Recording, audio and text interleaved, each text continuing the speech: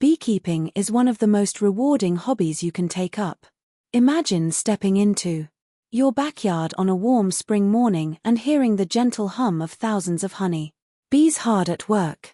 Those tiny insects are not only producing delicious honey, they are pollinating flowers, helping gardens thrive, and playing a vital role in nature.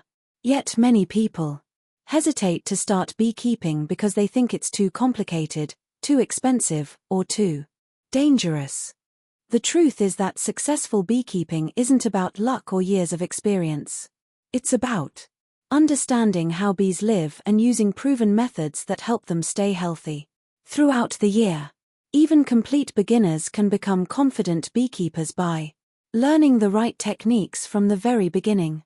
In this video, you'll discover everything you need to know before buying your first bees: how to choose the best hive, what equipment is truly essential, and the simple habits that experienced beekeepers use to keep strong, productive colonies.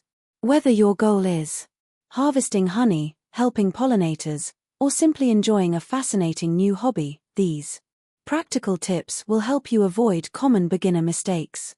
Let's begin with the most important lesson of all: successful beekeeping starts long before the bees arrive. Many beginners become excited, order a colony, and only afterward begin learning how to care for it.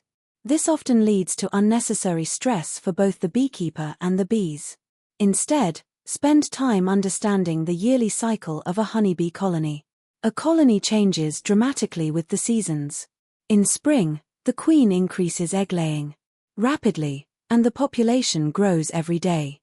Summer is the busiest period, with thousands of worker bees collecting nectar and pollen from dawn until dusk.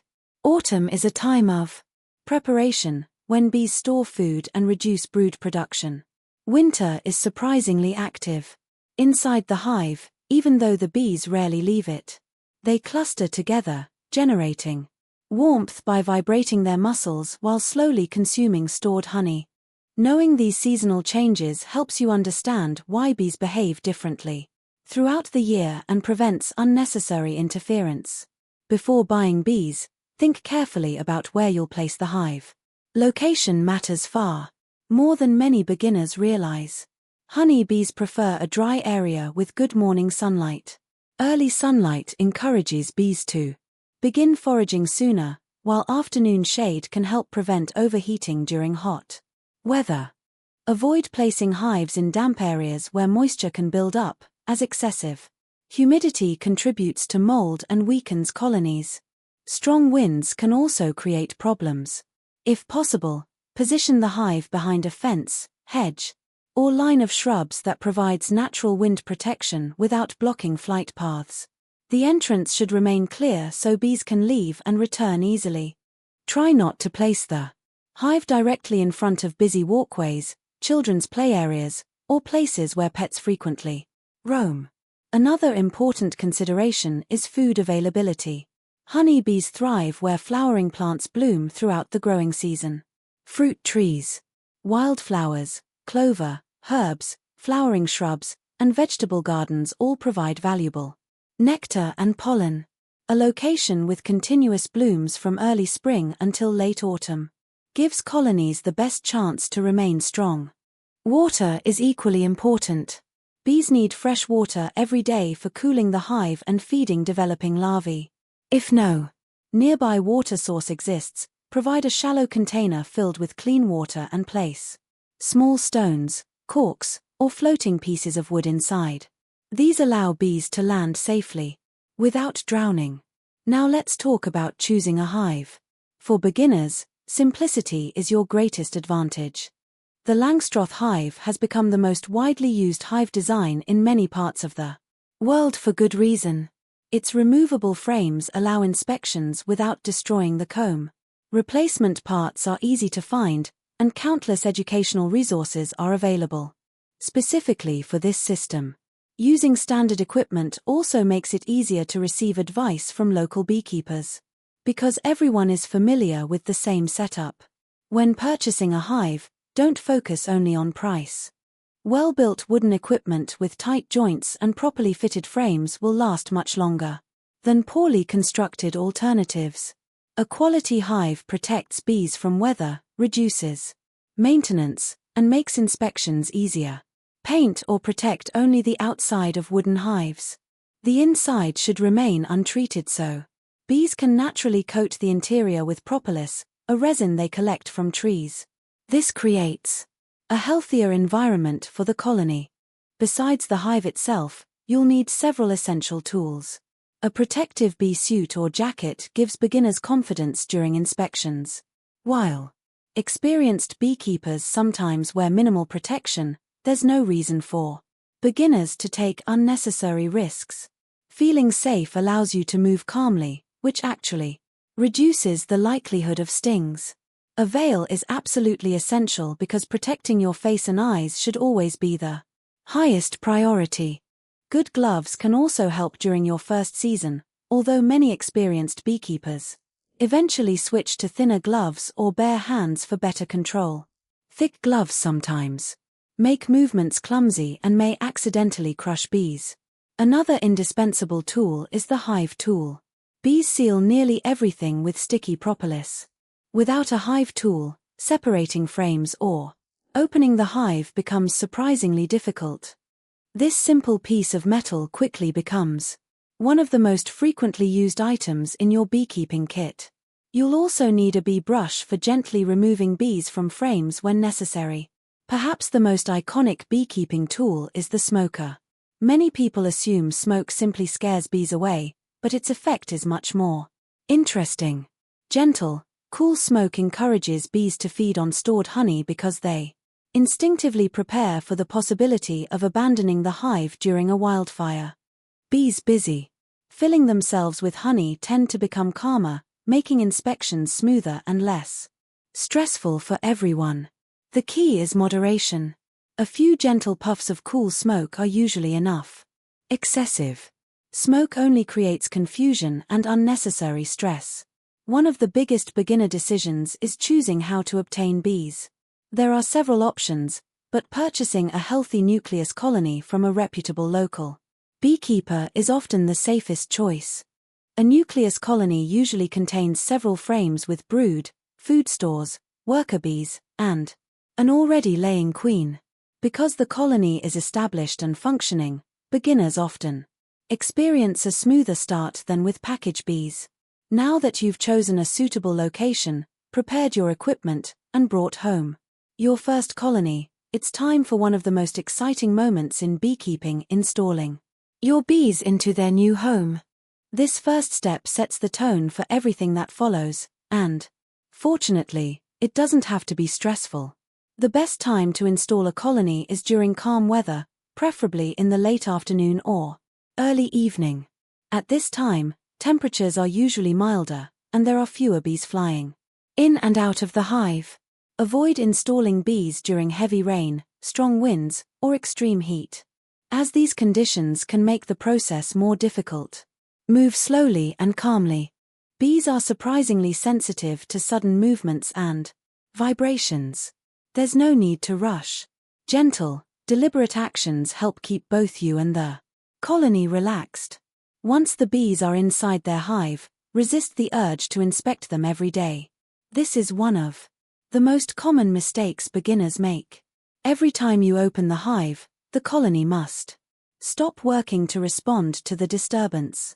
They need to repair broken propolis seals, regulate the hive's temperature again, and reorganize their activities. Instead, allow the bees about a week to settle before performing the first full inspection. When inspection day arrives, prepare everything before opening the hive. Light the smoker. Have your hive tool ready, and wear your protective clothing. Being organized reduces the amount of time the hive remains open. Open the hive slowly, using only a few gentle puffs of cool smoke at the entrance and under the lid. Wait a few seconds before removing the cover. Bees generally respond much better when given a moment to adjust. During your inspection, don't focus on finding the queen immediately. Many experienced beekeepers rarely see her during routine inspections. Instead, look for evidence that she's doing her job. Fresh eggs are one of the best signs of a healthy queen. tiny white eggs standing upright in the bottom of cells indicate that the queen has been laying recently. Young larvae curled into a C shape are another excellent sign. A healthy brood pattern is equally important. Ideally, capped brood appears in large, compact areas with relatively few empty cells scattered throughout. This usually indicates a productive queen and healthy colony. While inspecting the hive, notice how the workers behave. Healthy colonies often remain busy but organized. Some bees collect nectar, others carry bright yellow or orange pollen on their legs, while nurse bees feed developing larvae.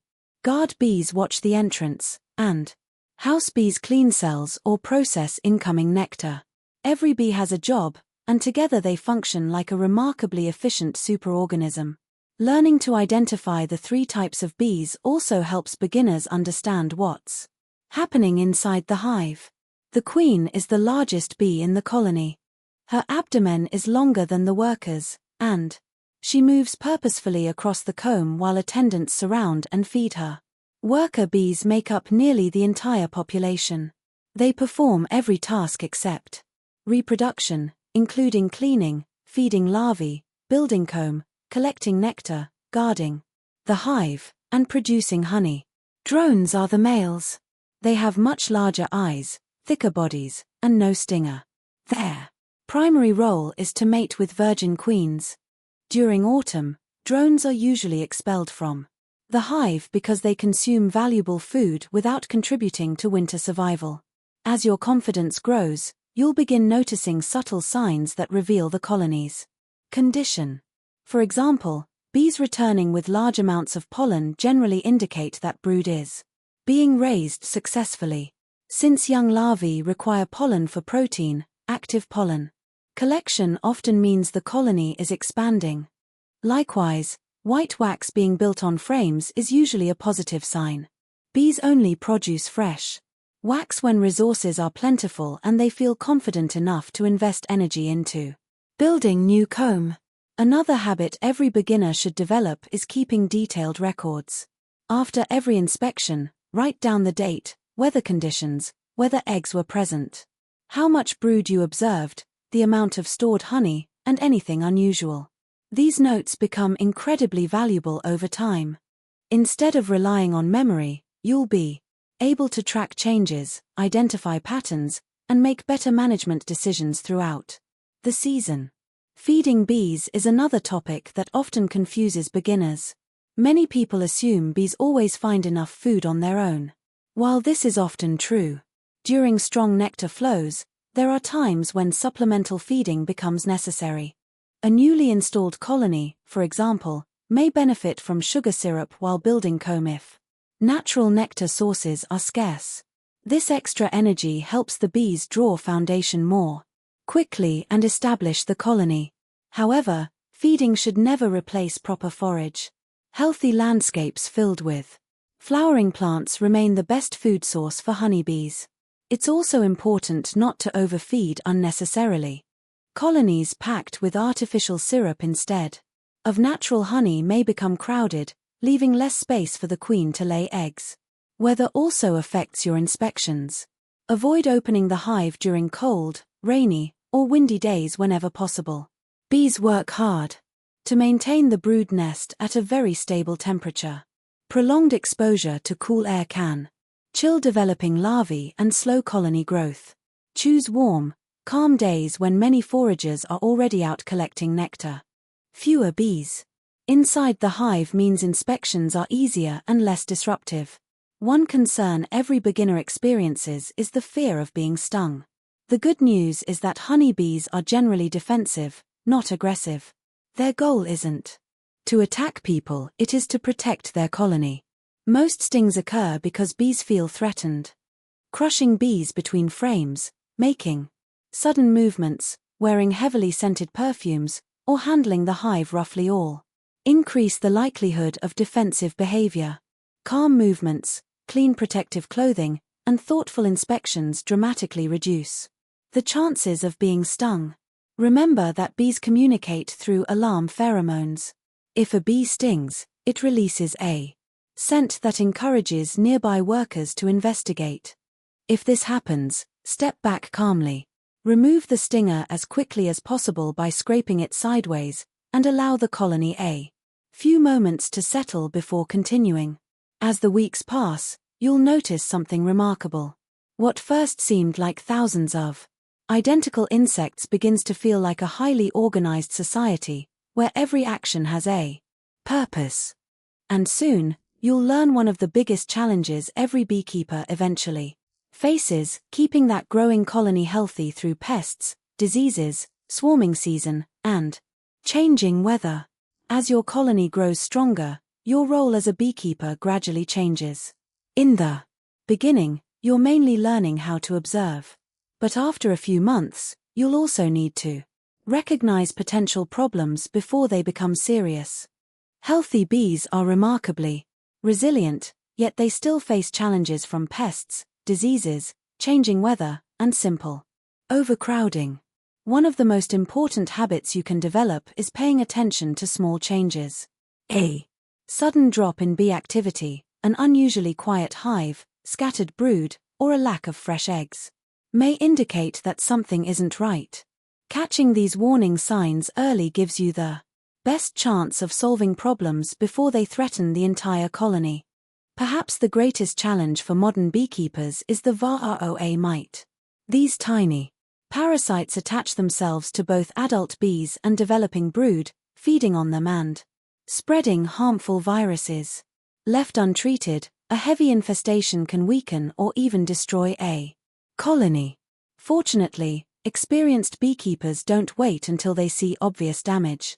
They monitor mite levels regularly throughout the season using proven testing methods and only apply appropriate treatments when necessary. This approach helps protect the bees while avoiding unnecessary chemical use. Following the treatment schedule recommended for your region is one of the most effective ways to maintain healthy colonies. Good hive hygiene is equally important. Keep the area around your hive clean and free of unnecessary clutter.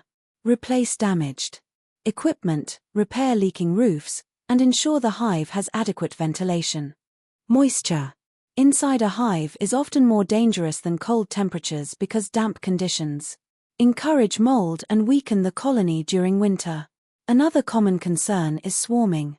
Many beginners panic when they hear the word, but swarming is actually a natural part of a honeybee colony's life cycle. When a colony becomes crowded and resources are plentiful, the old queen may leave the hive with thousands of workers to establish a new home, while a young queen remains behind. Although swarming is natural, most beekeepers prefer to reduce its likelihood because it significantly decreases honey production and leaves the original colony temporarily weaker. Regular inspections during spring help identify early signs of swarming. Queen cells, large, peanut-shaped structures hanging from the comb, often indicate that the colony is preparing to raise a new queen. Providing additional space by adding another hive box before overcrowding occurs is one of the simplest and most effective preventive measures. Now let's talk about honey.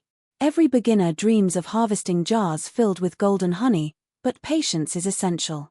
During the first season, many colonies use most of their energy building comb and increasing their population. Depending on local conditions, your bees may produce little or no surplus honey during their first year, and that's perfectly normal. Remember that the bees need their honey far more than we do. Their stored honey is their primary food supply, especially during winter. Never harvest so much that the colony struggles to survive. When the time finally comes, only remove frames with fully capped honey. Bees seal ripe honey with a thin layer of wax once the moisture content has dropped to a safe level for long-term storage. Uncapped honey often contains too much water and may ferment after extraction. Harvest carefully and avoid crushing bees during the process. Work methodically, keep equipment clean, and return empty frames to the hive so the colony can refill them during the next nectar flow. One of the greatest rewards of beekeeping is tasting honey produced from your own flowers, trees, and local landscape.